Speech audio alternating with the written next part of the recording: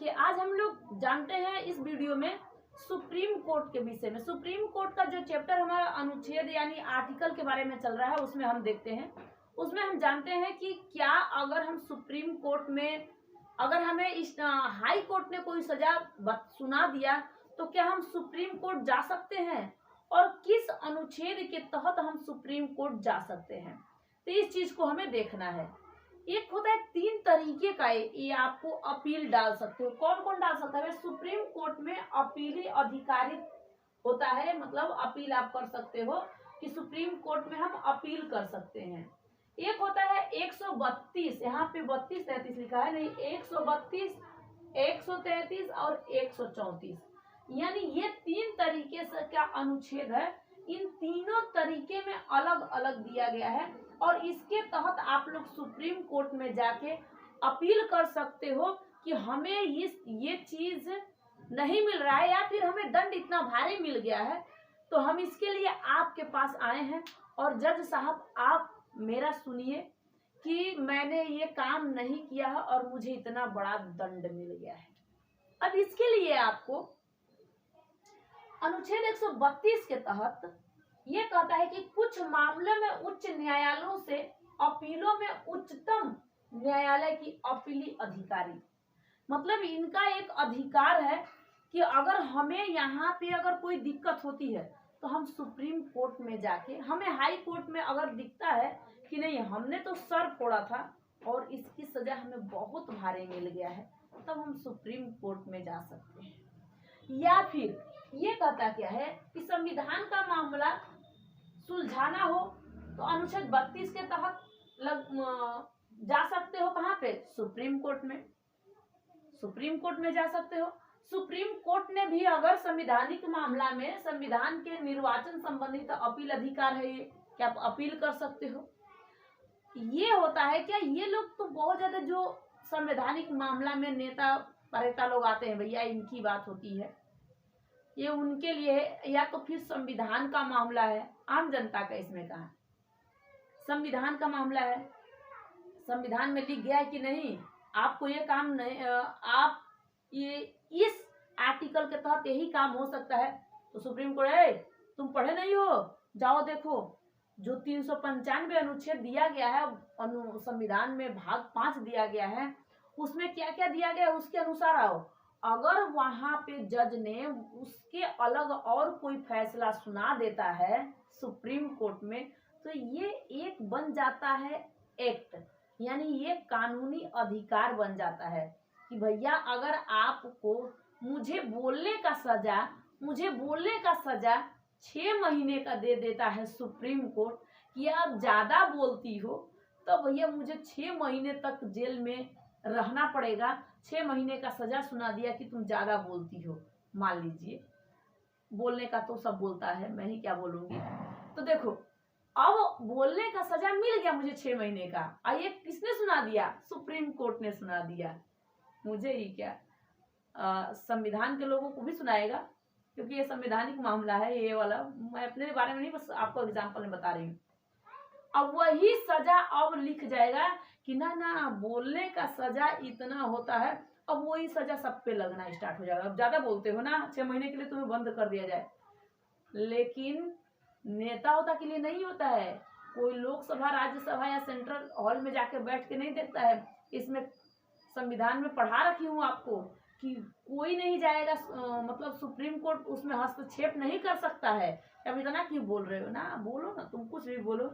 तो देखो संवैधानिक मामला होता है जैसे कि कोई सा ऐसा केस है जिसमें निर्वाचन को लेके चाहे किसी चीज को लेके सुप्रीम कोर्ट में बात होता है, भैया हमें हमारा सब ठीक ठाक चल रहा था, इसमें इस आदमी ने गलत कर दिया, या फिर हमारे संविधान में ऐसा था नहीं, तो संवैधानिक मामला है। इसके लिए वहां पे अगर सुप्रीम कोर्ट ने सुना दिया कि ना तुमने गलती किया था, बैठ जा, तुम्हारी गलती है, तुम्हें यह सजा मिलेगी, तब क्या करोगे? अब कहाँ जाओगे? तब कहता है कि भैया इसके तहत हम लोग अब रिव्यू भैया करेंगे, भैया उसमें हम जाएंगे, पता करेंगे कि कहाँ भैया इसके लिए हमें जजों की जरूरत है और जज की, कि ये इसने तो सुना दिया सजा, चलो तो वहां पे 5-5 जज, संवैधानिक मामला में 5-5 जज बैठते हैं और उसको उस उलझन को सुलझाते हैं। मतलब उस वहां भी अपील होता है, रिव्यू डाल दिया जाता है भैया। वहां भी रिव्यू में आपको बताई हूँ, रीट भी बताई हूँ कि नहीं बताई हूँ, रीट भी बता दी हूँ, 5 टाइप का जो रीट होता है उसके भी बता दी हूँ। तो वहां पे डाल दिया जाता है। तो संवैधानिक मामले में 5-5 जज बैठते हैं। अब आ जाते हैं हम लोग 32 तो हम देख लिए, 132 तीनों में अपील ही है, चाहे कैसे भी आप कर लो। और 133 में क्या कहता है कि उच्च न्यायालयों के सिविल विषयों से संबंधित अपीली अधिकारी। सिविल, सिविल मतलब क्या होता है? हर जगह भैया कि आपने कौन सा अपराध किया, आपको मान लीजिए आपको कोई फांसी का सजा सुना दिया, मुझे सुना दिया फांसी की सजा, किसी आम जनता को फांसी का सजा हाई कोर्ट ने सुना दिया। अब इसके लिए आप कहाँ जाओगे? इसके लिए डायरेक्ट आपको उठ के जाना पड़ेगा। कहाँ बताओ भैया? हाई कोर्ट नहीं, सुप्रीम कोर्ट जाओगे। हाई कोर्ट ने तो सुना ही दिया है और आपको लगता है कि ना मेरी गलती बहुत ही कम थी, मैंने गलती नहीं किया। अब मुझे हाई कोर्ट क्या करता है? एक एक चीज का निचोड़ निकालता है, कैसे किया, कैसे आए, कैसे गए। अगर आप किसी को लेके भाग जाते हो तो पूछेगा कि आपने क्यों लेके भागा, कब लेके भागा, टाइम क्या था, समय क्या था, आप भागे थे तो इसके माँ बाप क्या कर रहे थे, वो क्या कर रहा था। मतलब ये सारे चीज का ऐसे निर्णय निकालेगा हाई कोर्ट। तब कहोगे जो सुनाना है भैया सुना दे सजा, लेकिन इतना निचोड़ मत निकाल। लड़की से पूछेगा आप मर्जी से गई थी, बिना मर्जी से गई थी, क्या करने गई थी, क्यों गई थी, क्यों आपके माँ बाप ने आपको इतना प्यार दुलार नहीं दिया था, कल दूसरा मिलेगा चले जाओगी? नहीं भैया, माँ बाप का प्यार, सब अपने माँ बाप से प्यार करते हैं और करना चाहिए। माँ बाप अपने बच्चों से बहुत बहुत प्यार करते हैं, थोड़ा सा नहीं करते हैं, बहुत प्यार करते हैं। तो माँ बाप का भी सम्मान, आदर, सब कुछ करना चाहिए कि हमारे माँ बाप का 20 साल का अगर प्रेम कोई 2 दिन के अंदर भूल जाता है, 2 दिन का प्यार उसके लिए, चाहे 6 महीने का प्यार उसके लिए भारी पड़ जाता है। जब 20 साल जिसने प्यार किया उसको भुला दिया तो 6 महीने वाला प्यार किस काम का है? उसको भी लोग भुला देंगे। तो लड़कियां हो चाहे लड़के वो भुला देते हैं। जब वो अपने माँ का नहीं हुई तो क्या तुम्हारा होगी? तो इस तरीके से अगर आप चले जाते हो तब आपसे हाई कोर्ट बहुत सवाल करेगा। अब बहुत सवाल करने के बाद आपको उम्र का मतलब सजा सुना दिया है, भैया उम्र भर आप कैद रहो, उम्र कैद में डाल दिया गया है। अब क्या होगा?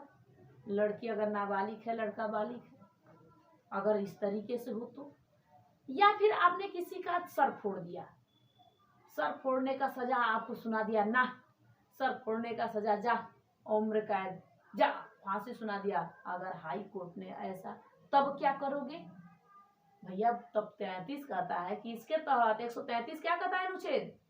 तब हम चलेंगे कहाँ? सुप्रीम कोर्ट में। वहां सब वहां बैठे हैं, अच्छे से चलते हैं हम वहां पे। अब वहां जाने के बाद अगर वो सुना देता है तो क्या करोगे? वहां जाने के बाद आप कहते हो कि सरकार हमने ऐसा ऐसा काम किया था, किया तो था, लेकिन इसका सजा हाई कोर्ट ने मुझे इतना सुना दिया, आप बताइए क्या करेंगे? तब सुप्रीम कोर्ट का जज कहेगा करने की जरूरत क्या थी? आज यहाँ पे तुम्हें सजा सुना दिया जाएगा, फिर उसके बाद क्या करोगे जाके? हैं? उससे भी बड़ा सजा तुम्हें सुना दिया जाएगा, फांसी की सजा दे देंगे। तब फिर ना सरकार ना देखिए भैया, तब वहां पे उसको जो सजा होगा, अगर वो गलत किया है तो गलत, सही किया है तो सही। उसके बाद कहाँ जाओगे? उसके बाद कहीं जाने का दिख रहा है? तो ना दिख रहा है ना, अभी दिख रहा है। क्यों नहीं दिख रहा है? अभी अब फिर संवैधानिक मामला में रिव्यू में वो भैया डाल के 5-5 जज को बुलाया था। आप भी डालो, आप भी कहो कि ना सुप्रीम कोर्ट ने हमें ये सजा सुना दिया, हम रिव्यू करेंगे। भैया यहाँ पे मुझे जज की जरूरत है, और जज बैठेंगे, चाहे पक्ष से हो चाहे विपक्ष से हो, दोनों। अब फैसला होगा, उसके बाद अगर आपको सजा मिल जाता है तब एक ही जगह बचेगा, जो है राष्ट्रपति। उनके सामने हाथ गोड़ जोड़ के या फिर फांसी का सजा रुकवा सकते हो, या फिर कुछ भी हो सकता है। वो चाहेंगे ना ना तुम बहुत गलत हो, बहुत जगह देख देख चुके हो, या तुम बहुत ज़्यादा जगह देख चुके हो, तुम्हें अब ये ज़रूरत नहीं है, तुम्हें हटाओ, कैंसिल करो इसका। भैया उसके लिए फिर उसको मिल गया सजा। वहाँ का सजा सजा है, एक बार मिल गया फिर दोबारा उस पर कुछ नहीं हो सकता। इसके मामले में आप वहाँ चल गए। अब यहाँ भी आता है फौजेदारी मामला, मतलब एक आता है 134 के तहत डांडी विषयों में उच्चतम न्यायालय की अपीली अधिकारी, इसमें फौजेदारी, इसमें दीवानी, इसमें संवैधानिक, तीनों में 3-3 हो गया, तीनों में एक अलग अलग हो गया। इसमें भैया इसमें भी वही है, आप अपने जमीनी मामला में जाओ, आप अपने मान लीजिए कि कहीं बॉर्डर ऑर्डर पे कुछ कर रहे हो, तो बॉर्डर ऑर्डर पे आपका जमीनों में, जैसे कि मान लीजिए कि कोई सा राज्य खींच दिया जाए कि ये पाकिस्तान है, आप पाकिस्तान के, यहाँ राजस्थान है, राजस्थान के इधर साइड में इतने दूर तक उसी का है। भैया इसी के मामले में आप जाओगे कैसे बॉर्डर ऑर्डर लांग के आ रहा है, चल आगे तक हम बढ़ जाते हैं, पाकिस्तान में घुस जाते हैं, तो ये आ जाता है। ये फौजीदारी मामला में भी आ गया कि इसके मामले में भी आप जा सकते हो। वहाँ नहीं माना तो हाई कोर्ट नहीं माना, सुप्रीम कोर्ट जाओ, सुप्रीम कोर्ट नहीं माना, रिव्यू, उसके बाद पता करो कि कौन हमारे मामले में सही निर्णय लेता है। आप गलती जान के तो थोड़ा सा भी मत करना। पहली बात, अगर आप गलती थोड़ा सा भी अगर नहीं करते हो, देख लेना इसे ध्यान से, ये आपके लिए बहुत काम लायक है। अगर लिख लेते हो ना तब आपके लिए बहुत काम लायक है, नहीं तो फिर सोचोगे। चलो ठीक है, यहाँ पे देखो, कोई भी गलती जान के तब मत करना, चाहे कोई भी गलती हो। अनजान में हो गई अलग बात है, लेकिन जान के नहीं करना। बहुत परेशानी झेलना पड़ता है, लोग भूखों रह जाते हैं। कहते हैं अगर किसी का 2 बात अगर आप बर्दाश्त कर लेते हो ना तो जिंदगी सफल हो जाएगा, और 2 बात अगर आप बर्दाश्त करके नहीं रहते हो ना तो जिंदगी आपकी असफल हो जाएगा। आपको ये लगे कि हमें अपने साथ साथ हमारे पीछे हमारे माँ बाप भी हैं, हमें उनकी भी जिंदगी को देखना है। अगर बीवी हो जाती है तो हमारे पीछे हमारे बीवी बच्चे सब हैं, उनको देखना है। तब आप लोग गलत नहीं करो। अब गलत करना जरूरी नहीं है, बहुत सही करो कि हम दुनिया में नाम रोशन करें अपने माँ बाप का, हम कुछ करके दिखाएं। राजा दशरथ को आप जानते हैं, राजा दशरथ के भैया 4 पुत्र थे, और राम चाहे लक्ष्मण चाहे भरत हो चाहे शत्रुघ्न हो, कोई ऐसा गलत काम नहीं किया। वो भी संगत के चक्कर में बर्बाद हुई।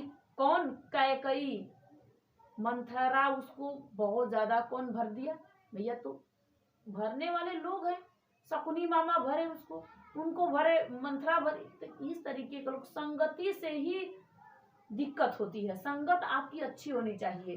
कैकई नहीं चाहती थी, अपने भरत से भी ज्यादा प्यार करती थी अपने राम को, लेकिन भैया संगत इतनी गलत थी कि उनके लिए 14 साल का वनवास मांग ली। राम भटके तो क्या भरत सुख किए?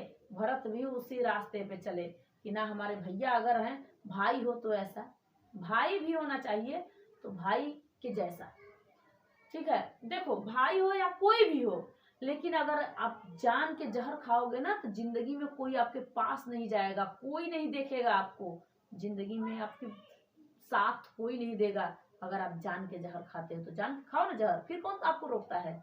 अरे आप आए हो धरती पे, तो आप आए हो तो कुछ लेके जाओ ना, कुछ करके जाओ, कुछ दिखा के जाओ। क्या करने आए हो? धरती पे आए हो, आपको आपके माँ बाप ने आपको जन्म दिया। जब धरती पे इंसान गिरता है ना बच्चा, तो माँ बाप का दिल इतना खुश होता है, दम खुल जाता है कि हाँ हमारे पास बेटा हुआ है चाहे बेटी हुई है। ये लाड प्यार बहुत ज़्यादा करते हैं। तो इस तरीके से मैं भी कहूँगी कि आप लोग जितना वो लाड प्यार किए हैं उतना आप लोग भी करना, और आप लोग गलत रास्ते पे नहीं जाना, और गलत संगति में अगर पड़ गए तब आप गलत हो जाओगे। गलत संगति जिस दिन आपको मिल गया उस दिन आप गलत हो जाओगे। गलत संगति नहीं होगी तब आप आगे आगे चलोगे और लगेगा कि हाँ हमने कुछ किया है। जिंदगी में कुछ करना है तो कुछ अच्छा काम करो, और नहीं तो आप लोग मन के अपने सोचो कि अब करोगे क्या। जिंदगी नहीं तो बेकार हो जाएगी, जीवन भर रोते रह जाओगे। माँ बाप अपने नहीं रोओगे, माँ बाप रोएंगे, बच्चे रोएंगे, बीवी रोएगी। तो संगत भी रखना तो अच्छा, एक दो ही दोस्त करना, अगर वो भी अच्छा मिले तो करना, बुरा मिले तो नहीं करना। दोस्ती जरूरी है। दोस्ती कब जरूरी होती है, जब दोस्त हमारा हमें अच्छा रास्ता दिखाए, अच्छा राह दिखाए। दारू सिगरेट, चल दारू पी लेते हैं, कहा अगर कोई कहे कि तू मेरा दोस्त नहीं है, मेरे खातिर तू दारू नहीं पी सकता है, बोलना कि मैं तेरा दोस्त हूँ, अगर तू मुझे दारू पिला सकता है तो मैं भी कह रहा हूँ कि तू मेरा दोस्त नहीं है, तू मेरे लिए दारू नहीं छोड़ सकता है, तू मेरे लिए सिगरेट नहीं छोड़ सकता है, तू मेरे लिए गुटखा नहीं छोड़ सकता है, इस तरीके का तू भी तो मेरे लिए छोड़ सकता है। अगर मैं तेरे लिए पी सकता हूँ तो तू मेरे लिए छोड़ भी सकता है। इसी को कहते हैं दोस्ती। अगर वो मान गया तो समझ लेना कि वो पक्का दोस्त है। जो पीता है उसने छोड़ दिया, वो बहुत पक्का दोस्त फिर बनेगा आपका। ठीक है, यहाँ तक आपको समझ में आया होगा। ये आपको पूरे बता दी हूँ यहाँ तक। उसके बाद नेक्स्ट वीडियो मिलूंगी, तब तक के लिए जय हिंद, थैंक यू।